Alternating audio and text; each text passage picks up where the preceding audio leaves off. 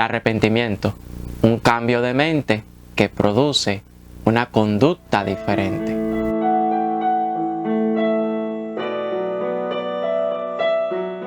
La mayoría de las personas solemos confundir una vida espiritual con una vida moralmente buena o correctamente vivida. Pensamos que ese tipo de persona está bien delante de Dios porque esta persona no roba, no mata, no fornica, no dice mentiras y vive una vida moralmente íntegra. Si alguien no vive en ese estándar de vida, pues entonces pensamos que ha perdido el favor de Dios. De hecho, hay personas que dicen que estar más cerca de Dios es cuando tú cumples con los 10 mandamientos y cuando no le haces daño a nadie. Y por eso confunden una vida moral íntegra, que no está mal, que debe ser así, con una vida espiritual. Cornelio es un ejemplo de eso. La Biblia dice que Cornelio era un hombre piadoso y temeroso de Dios y que hacía limosnas al pueblo. Ese hombre era muy querido y no tenía señalamientos públicos. La pregunta es, ¿qué dice Jesús acerca de eso? ¿Cuál es la opinión de Jesús? ¿Qué opina Cristo? ¿Está Cristo de acuerdo con este razonamiento o planteamiento? En una ocasión, Jesús estaba enseñando sobre ciertas cosas cuando vinieron algunos a contarle acerca de un acontecimiento que había ocurrido. La Biblia no dice quiénes eran, ni de dónde venían, solo dice que le contaban acerca del acontecimiento que de hecho solamente aparece una sola vez en las Escrituras. Vamos a ver en el libro de Lucas, el capítulo 13, vamos a ver qué dice allí. Dice que en este mismo tiempo estaban allí algunos que le contaban acerca de los galileos cuya sangre Pilato había mezclado con los sacrificios de ellos. Respondiendo Jesús, les dijo: ¿pensáis que estos galileos, porque padecieron tales cosas, eran más pecadores que todos los galileos? Os digo, no.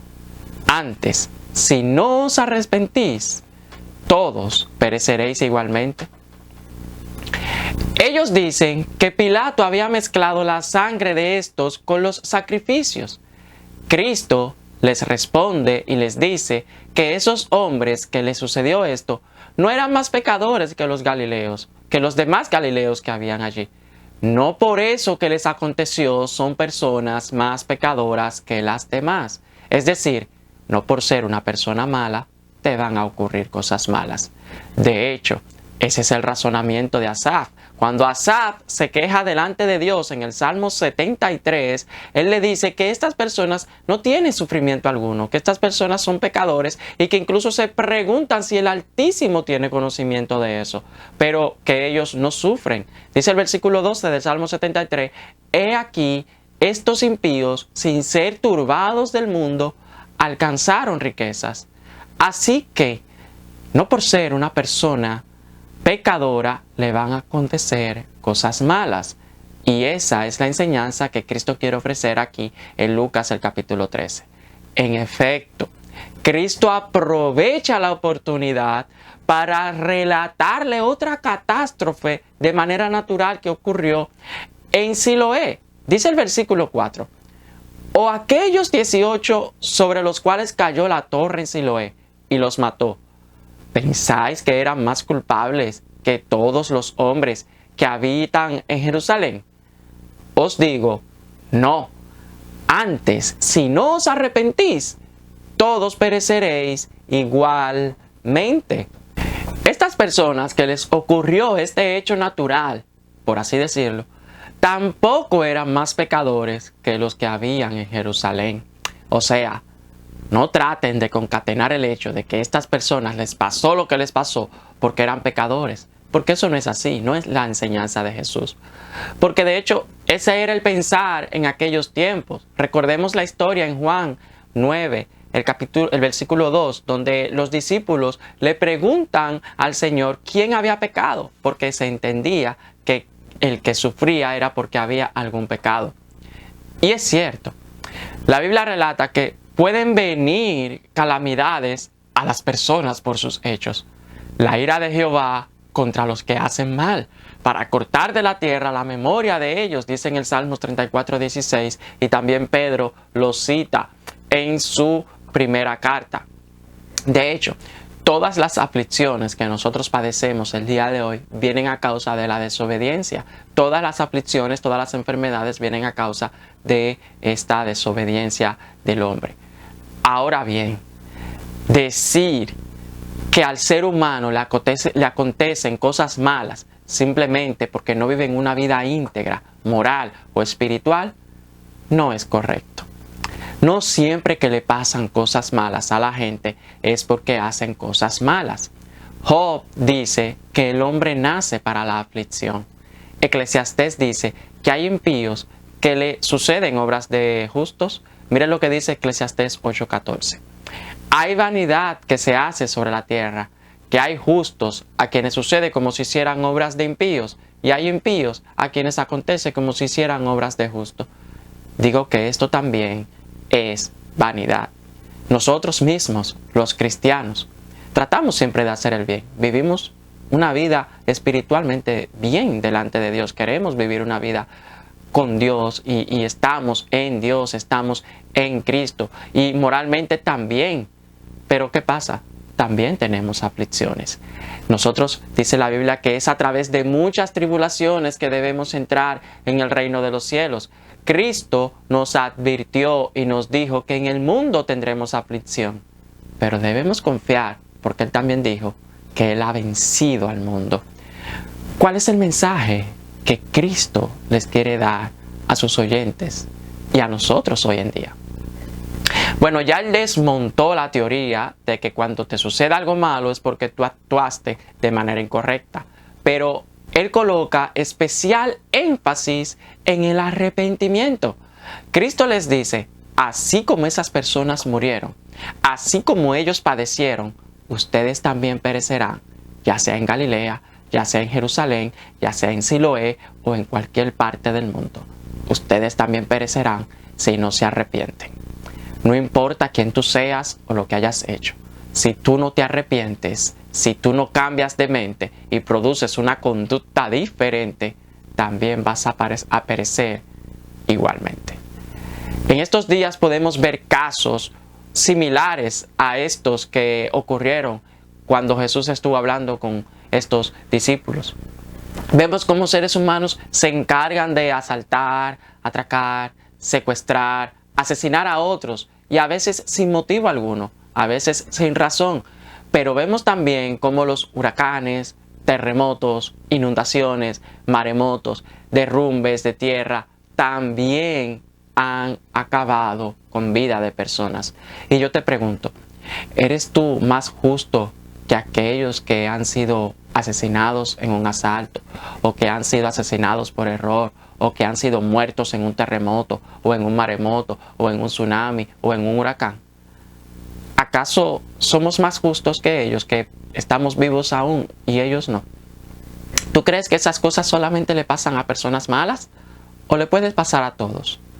Es cierto que le pasa a personas malas, pero es como una vez dijo Spurgeon, que él dijo, es cierto, el hombre malvado a veces cae muerto en la calle, pero ¿no ha caído muerto el ministro en el púlpito?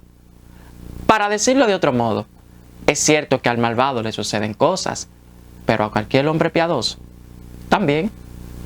Lo que sí es real es que tanto el uno como el otro necesitan un cambio de mente, un cambio de vida que los conduzca a Cristo para no perecer igualmente que aquellas personas que estaban en Siloé o que Pilato mezcló su sangre.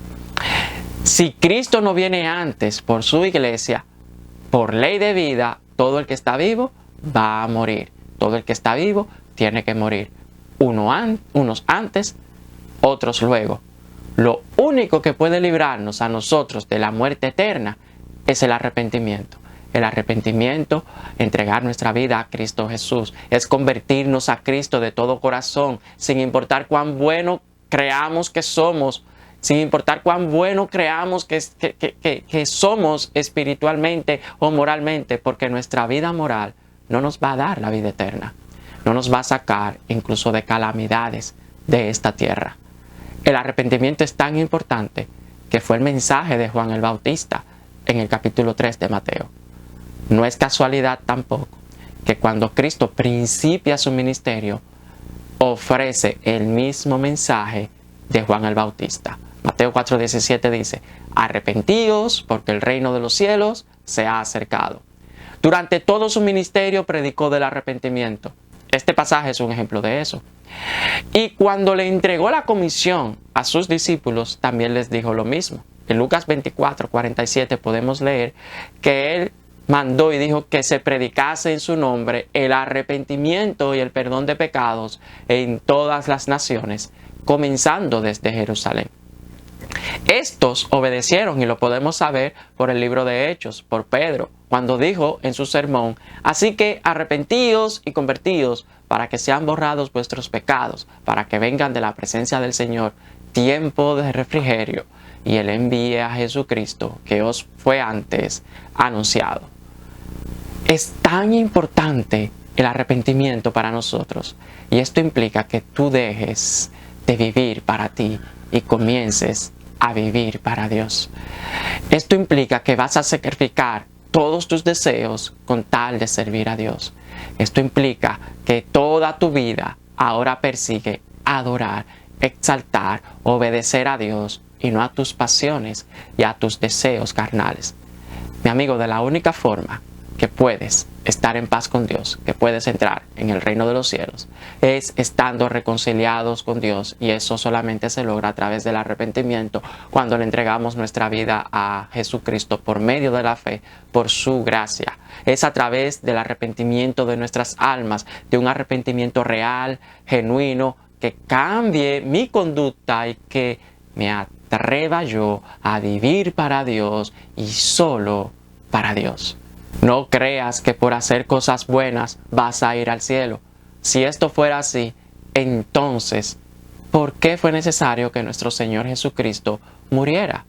Mi amigo, la única forma de ir al cielo es a través del arrepentimiento de nuestras almas, del arrepentimiento de nuestros pecados, convirtiéndonos a Jesús, creyendo en la obra salvadora de Cristo en la cruz. ¿Por qué? Porque aunque aquel que hizo lo malo pereció, si nosotros que hacemos lo bueno no nos arrepentimos, no nos convertimos a Cristo, también vamos a perecer igualmente. Solo recuerda que en ningún otro hay salvación, porque no hay otro nombre bajo el cielo dado a los hombres en el cual podamos ser salvos, excepto Jesucristo. Y cuando creamos en Cristo, cuando nos arrepintamos y convirtamos de nuestros caminos a Dios, entonces, aunque tengamos aflicción en este mundo, podemos decir que no pereceremos eternamente, sino que seremos coherederos con Cristo de todas las bendiciones celestiales que nuestro Padre tiene para nosotros. Deja de confiar en tus obras, que no valen nada para la salvación. Aún Cornelio, con todo lo que se describe de él, tuvo que conocer a Cristo. Aún Cornelio, que era temeroso de Dios, que creía en Dios, que daba limosnas, él tuvo que arrepentirse de sus pecados y tuvo que conocer el mensaje de salvación. Aún Cornelio, con toda su vida perfecta, no pudo recibir a Dios y estar en paz con Dios sin antes aceptar a Cristo. El arrepentimiento y una conversión real a Cristo es lo único que puede darnos la vida